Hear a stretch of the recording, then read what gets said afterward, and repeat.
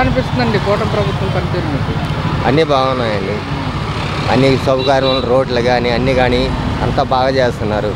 ఒక్కొక్కటి అన్నీ ఒకసారి అయిపోవాలంటే ఎవరికి కూడా అవ్వదండి. అన్నీ ఒకేసారి అయిపోవాలంటే అందరికి అవ్వదు.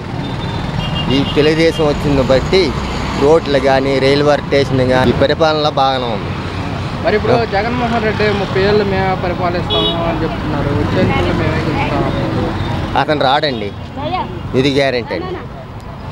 అతను జగన్కి వల్ల అసలుకి అతను చేసిందే పొరపాటు. ఒక్క ఛాన్స్ అన్నాడు, ఒక ఛాన్స్ వల్ల పాంగొట్టుకోండి. అతను ఒక ఛాన్స్ అనేసి పాంగొట్టుకున్నాడు. కంపల్సరిగా అతను వాళ్ళ దోస్తులు కానీ వీళ్ళు కానీ వాళ్ళ దోస్తులు కానీ వీళ్ళు కానీ అంతా దోచుకోవడమే, ఒక పాయింట్ కూడా లేదు అక్కడ. ప్రజల్లో వ్యతిరేకత వచ్చింది 9 నెలలకే. ఆ పథకాలు మేము ఇచ్చిన పథకాలే ప్రజలు గుర్తుపెట్టుకున్నారంటున్నాడు కదా. పెదల్లోనే ఉన్న అందరూ బాగున్నారు.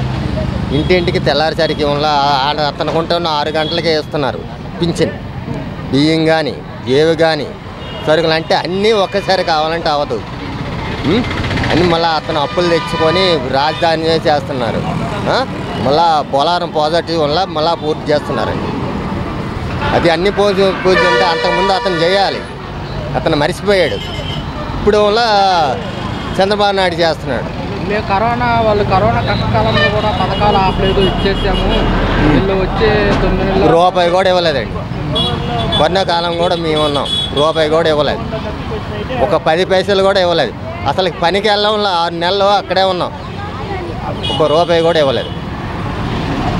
ఎలా ఉండబోతుంది అంటారు రాబోయే రోజుల్లో పనితీరు కానీ కూటమి ప్రభుత్వం పనితీరు కానీ డెవలప్మెంట్? మళ్ళీ రాబోయే వల్ల చంద్రబాబు నాయుడు వస్తాడు. మళ్ళీ పరిపాలన మొత్తం రోడ్లు కానీ నీటి కానీ ఏది చెత్త కానీ గిత్త కానీ ఏది మొత్తం తొక్కలు చేస్తాడు అతనే. ఇంకా కరెక్ట్.